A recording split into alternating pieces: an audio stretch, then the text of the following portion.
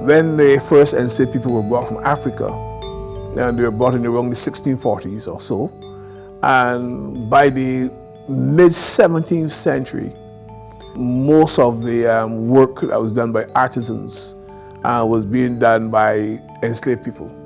And while they're not the ones who would have designed the major buildings in Bridgetown, their input would be seen and felt in terms of the work that went into building these buildings. A lot of the buildings were built with what people refer to as soft stone, that's limestone, but some of the buildings were also built with rubble stone, and then they were covered with a plaster and with some slats of wood, and we refer to that as a lath and plaster construction. And many of the enslaved artisans were responsible for putting that material on buildings. So when we look at the building itself, well, we might well understand that these buildings are designed by white entrepreneurs, by white builders, etc. The labor that went into it was done by enslaved people. If you go into Bridgetown now, in what used to be called the Lower Green, or now in the area now known as Jubilee Gardens, not far from St. Mary's Church.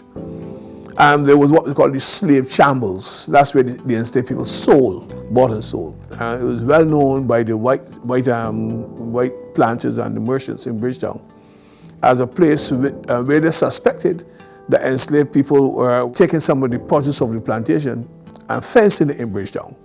Now, very often we see the huckstering taking place in Bridgetown, or the hawking. And I have to say a little something about that, because throughout the Caribbean you have these various terms.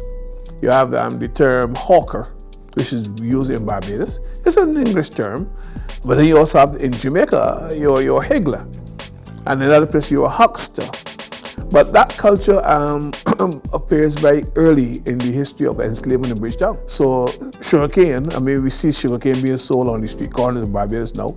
And sugarcane was sold on the streets of Bridgetown. Of course, enslaved people were not supposed to have sugarcane for sale, but they sold it. And the shambles, you sell sugar cakes. So one of the features of Bridgetown life was that in some cases, enslaved people who had won, I don't want to call it the right, but they won the privilege of existing on their own account. So the market activity that you see in Bridgetown, which continued during the period of enslavement and beyond, and continues to this day, that itinerant peddling that takes place on the streets, that is pretty much a contribution that the enslaved people brought to Bridgetown.